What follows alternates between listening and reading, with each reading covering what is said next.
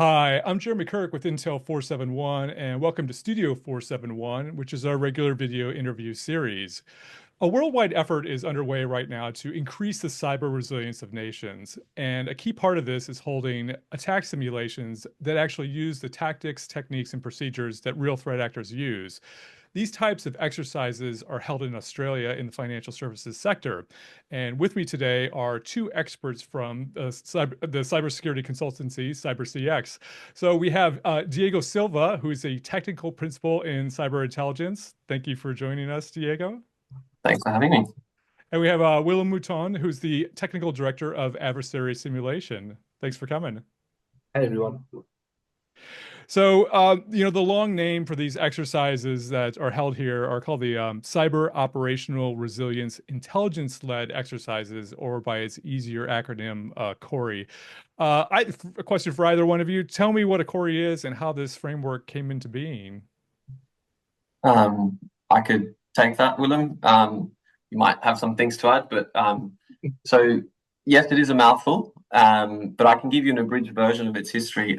It started it started longer than back then than 2014, but that's when we saw the Bank of England devise the scheme that was then implemented nationwide. The scheme is there to provide cyber resilience testing for the financial markets infrastructures, and they found great success in that program. So fast forward to 2020, here in Australia, we didn't really have anything like it. So a similar scheme was devised called CORIE, and that was introduced by the Australian Council of Financial Regulators. So that's composed of the Reserve Bank of Australia, ASIC, APRA, and Treasury. So following a very successful pilot in 2021, the year after, it was implemented with the aim of, or the broader objective, to safeguard the country's economic stability. So yes, it is designed to test the cyber resiliency of those considered to be at the core of the financial market system. It's meant to ask the question, what does the capability look like to withstand cyber attacks? And actually, we're seeing these kind of schemes popping up all around the globe now as well. Some that have done so before us in Australia. So we're seeing regulators pushing for that greater operational resilience, whether it's the Bank of England CBES scheme, to TTPs in Europe, which was the European Central Bank's scheme. And most recently, actually, Canada last year introduced something called ICERT. So increasingly, we're seeing these long-term integration of cyber resilience programs at an international level. And frankly, as is evident, probably like the de facto gold standard for intelligence-led exercises. Yeah, let's drill into that too, because a key part of this is that these attack simulations are, as I kind of said in the intro, designed to mimic what, real threat actors would use. And that, of course, involves, collecting a certain amount of threat intelligence on the latest, TTPs and behaviors of attack groups. So how do you, I guess, kind of structure this from an intelligence level? What kind of threat intelligence do you draw upon? And then, I guess, does it, when you're creating, what goes into creating an attack scenario? Yeah, sure. So part of this framework, there's two main phases. One is the attack preparation, and the second is the attack execution. So Willem's team, the adversary simulation group, is the attack execution, and the whole exercise is front loaded with threat intelligence. So that's our part, and that's the attack preparation. What we do is we agree before the engagement commences. We agree with the financial institution or the participant and the CFO on a key of critical business services to target for that organization. So using threat intelligence, we use the different we draw up a threat matrix of capability and intent of different threat actors to target that organization, what their modus operandi looks like, drawing on the MITRE attack framework to draw out what those TTPs look like. And also it's then Willem's team that then emulates a threat scenario, which is kind of like a blueprint, which we break down using the cyber kill chain to then go and conduct the attack. But it's all based on real world threats. So it's for us, it's based on our intelligence holdings that we have, whether that's from open and closed sources. We also have, one of the largest in-region DFIR if not the largest, in-region DFIR capability. So we draw a lot of intelligence from what we're seeing in and around Australia. So we're well placed to do these engagements. And even before we get into the attack part, which I'll come over to you, Willem, about, just to even step back when you're like looking at certain kinds of, I guess, attack simulations and what you would decide, stepping back, how much do geopolitical events, I guess, play into, I guess, creating an attack scenario? Well, I say geopolitical events are pretty crucial in the role of evolution of cyber attacks, especially when it comes to any threat actor that has noteworthy capabilities. State-backed threat actors, ideologically motivated actors, cyber criminal groups, they all operate within those politically influenced environments. So that intersection of cyber and global politics always is going to create that constantly shifting landscape, which underscores how those threat actors will adapt, how they intensify or strategically redirect some of their efforts based on those geopolitical priorities. So, for example, the South China Sea, very contentious. There's a greater focus on targeting Australian entities with connections to maritime and defence industries. So it shapes their targeting. We've also seen from ideologically motivated actors, and some of those, claim allegiance to a cause, but who actually might be affiliated or state-sponsored groups. We've seen that too with groups such as Cyber Avengers. And also the attacks such as wiper malware, which they employ due to some of the conflicts that happen in the Middle East, for example. So yes, it definitely plays a very, very large part in how threat actors evolve and change their tactics and TTPs. Willem, a question for you on, when you go to work. Interesting slice that I read in some of the attack or some of the CORIE materials was that CORIE exercises mimic adversaries through fewer traditional testing restrictions and longer time duration to fully exploit opportunities. I know, like, I've spoken with a lot of, pen testers and things in the past, and they're always like, the scope was really small and, they had other issues, but, we were really constrained and, we had to deliver this report. How does this sort of, is that what's in scope and what's not in scope? And does it vary with, when you're doing one of these, or it is more expansive? Like, could you do phone-based phishing, some other attack vectors that, I guess, have cropped up, particularly lately? Well, you've actually touched on probably some of my favorite topics and reasons why we love this framework. Because before we talk about the scope, the physical scope and the entry methods, etc. The one thing that I do want to touch on is the time durations, right? CORIE does set out slightly, longer time frames, and it serves a couple of key purposes. Like, firstly, if you talk to any red teamer, if you ask him on any job that they've done, what do you think you needed or wish you had to complete this job? And I promise you, they say time. You can never have enough time, right? That is the bane of our existence, and it's always the argument that an attacker has infinite time. We have whatever we scope or paid for, right? And we need to work within those constraints. Now, CORIE doesn't give you infinite time. However, it does create a standard set of timelines. Because one of the nice things about this framework is that, yes, it's done by multiple providers. But one of the things that's sort of been a little bit problematic in the industry is that how do you compare red teams between different organizations and between different red teamers, right? Some organizations might run it for 2 weeks, some might want to run it for 6 months. You can't compare the outcomes of those two tests because they are vastly different. And by the framework sort of setting out, these are the durations or the blocks that we're working in, and sort of that you should plan for.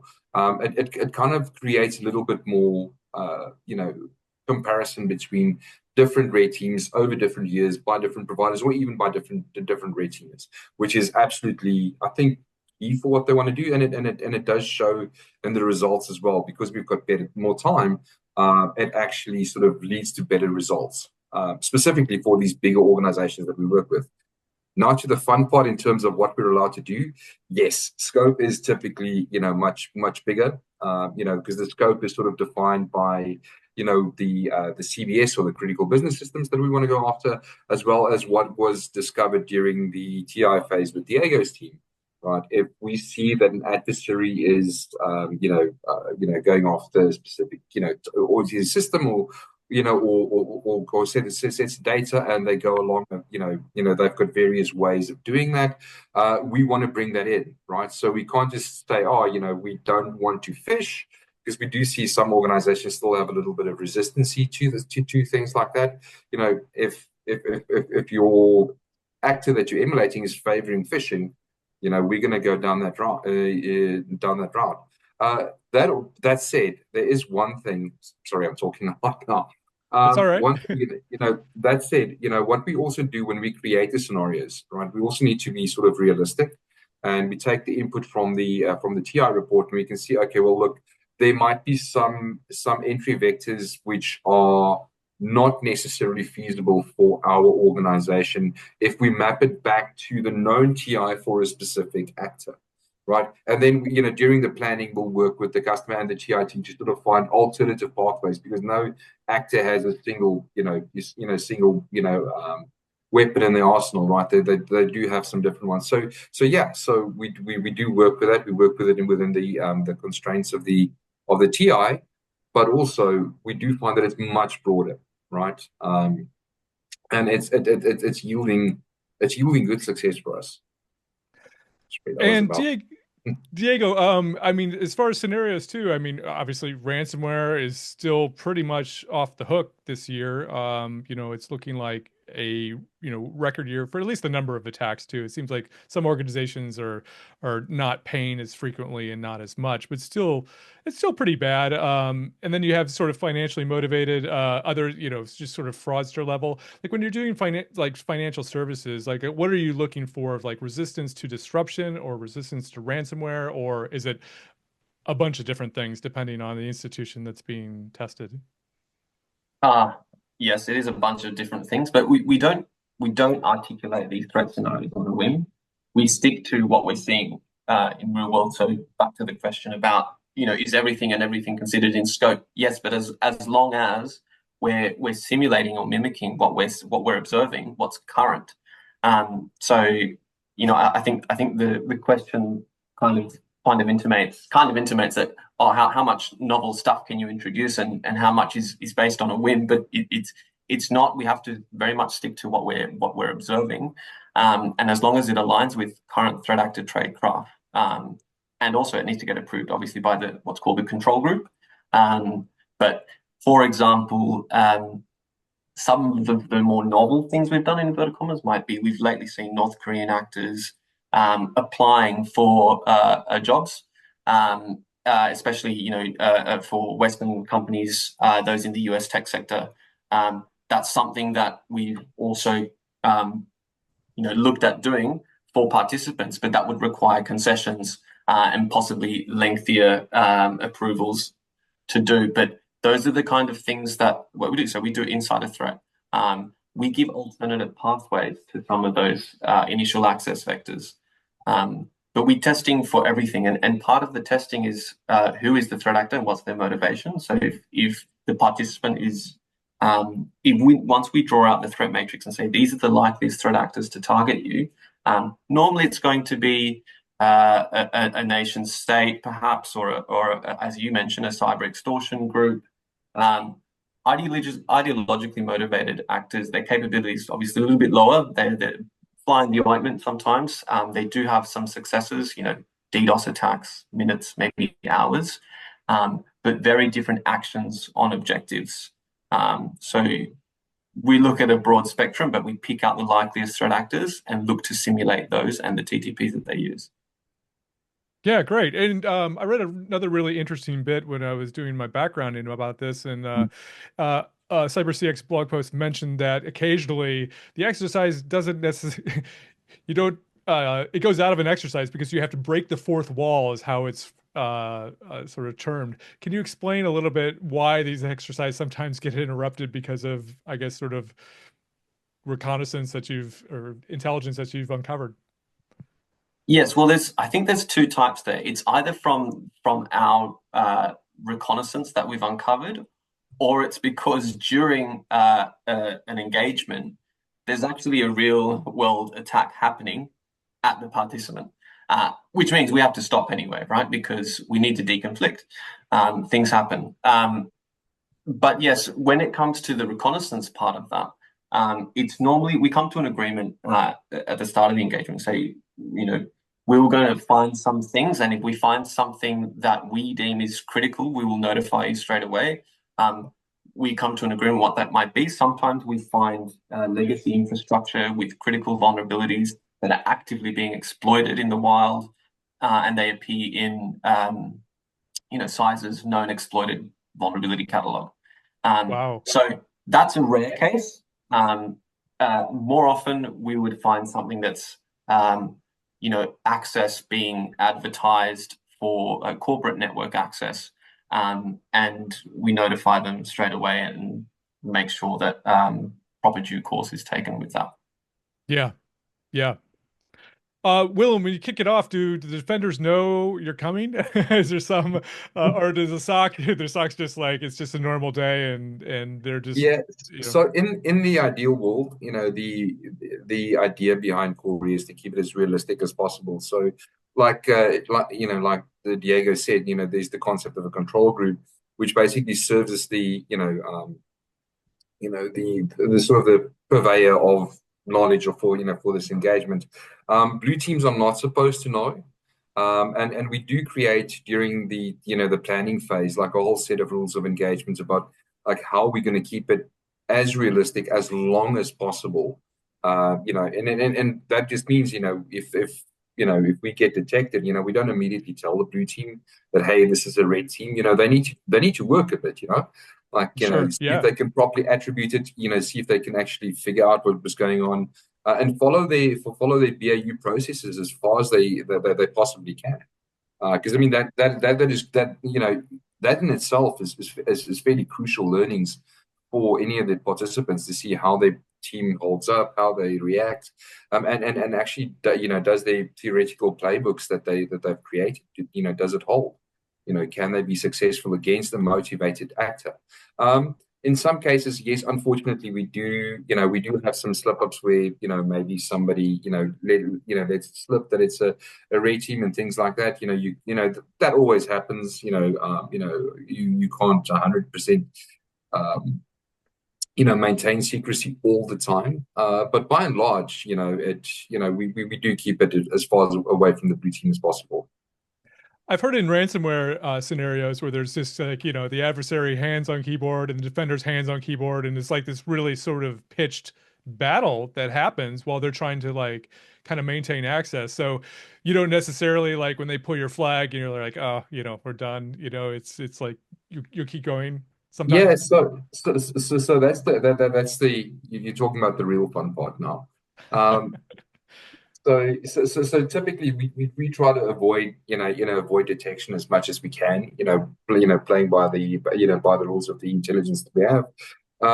But sometimes yes, defenders do pick it, can pick us up and they can actively go after us.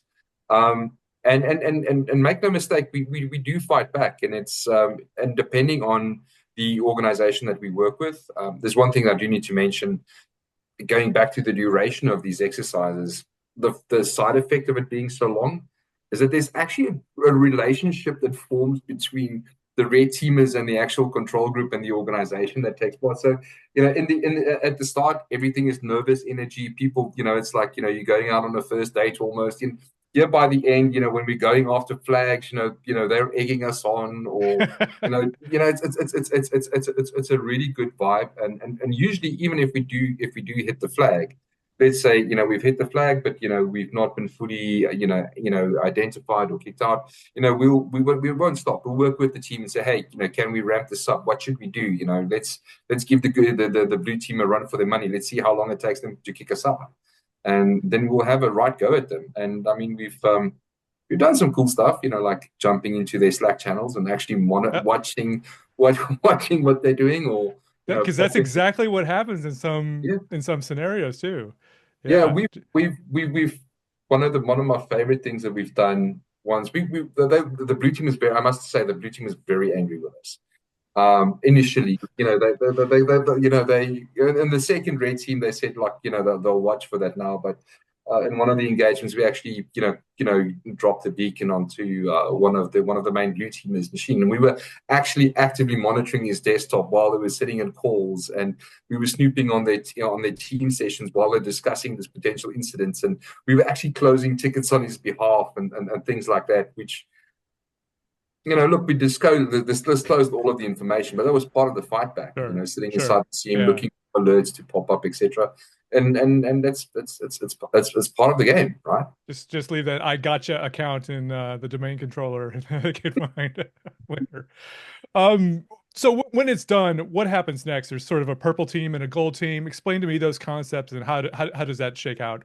Yeah, so those are actually probably some of the most valuable exercises coming out of this, right? So the red team is, we go out, we sort of work under the cover of darkness, and then we slap people with a big 200 page report or something to that effect, and that typically appears to be overwhelming. But what these purple and red team exercises does is it gives the defenders the opportunity to sit with the attackers. And actually, yes, we do the replay of it. Yes, we delve into the technical side of things.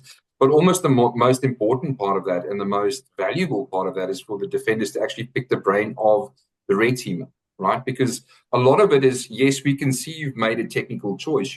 You've executed something specifically, but what the defenders won't know from the logs is why. Why did the guy decide to do this? Why did he go for this tactic as opposed to that? Why was this box chosen as opposed to that one? What made you pick it? What made you go down this avenue?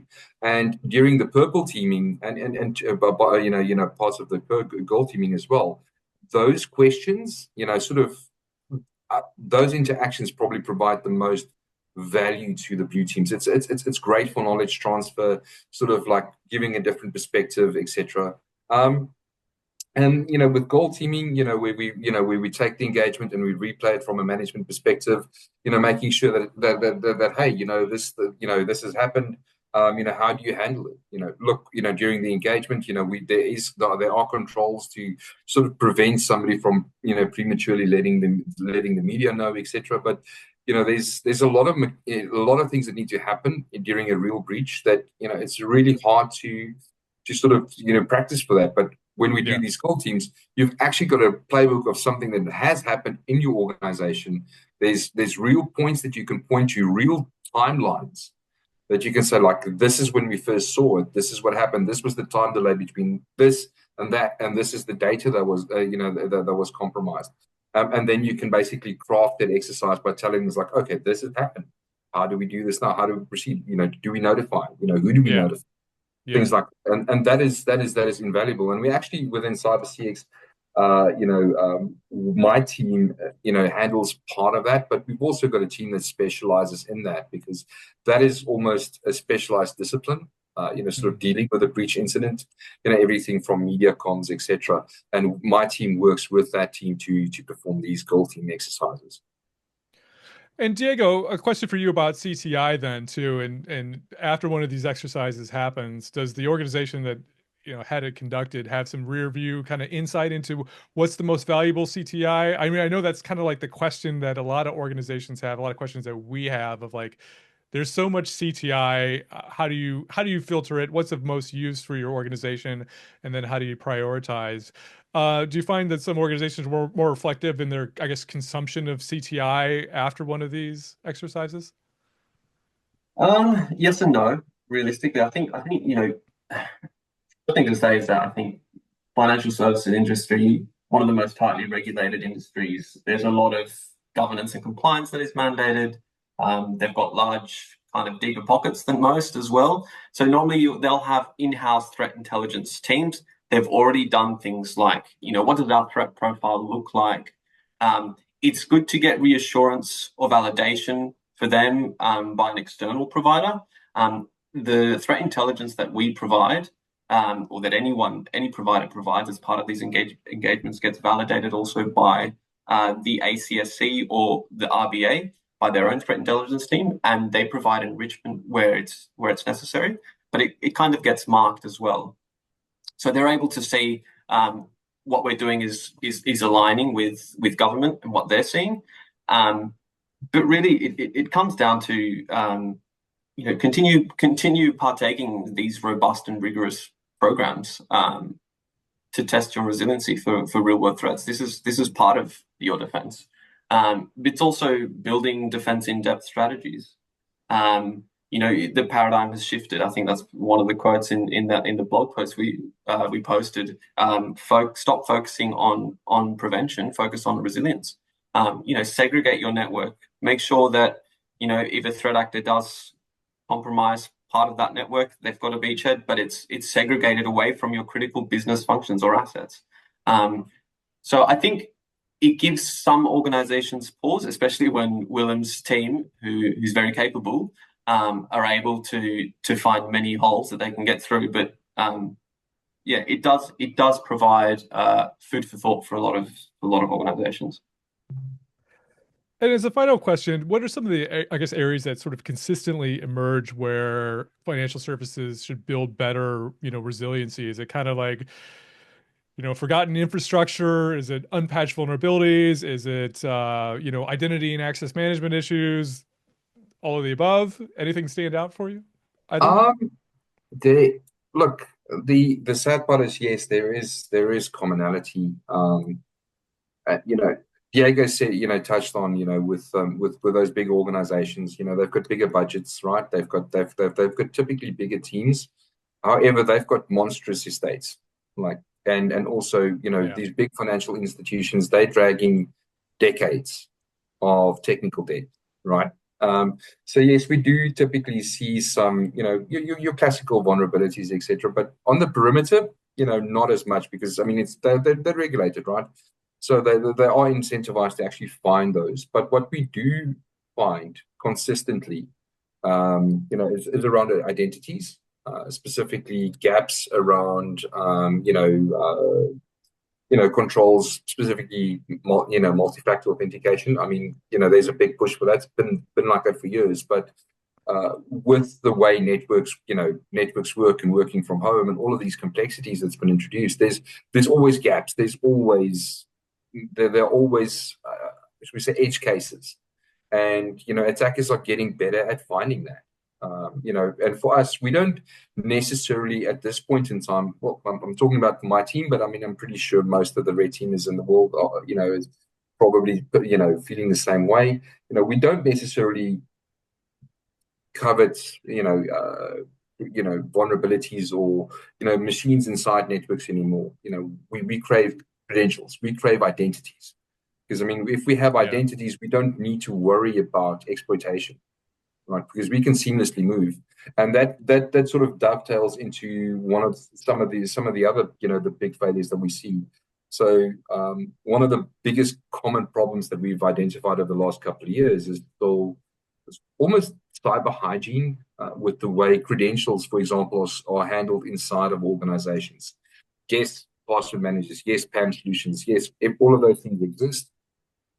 If people are creating scripts that constantly export credentials to text files to make it easier for themselves, because we've got overly cumbersome controls, that makes system administrators' lives difficult. That is a problem.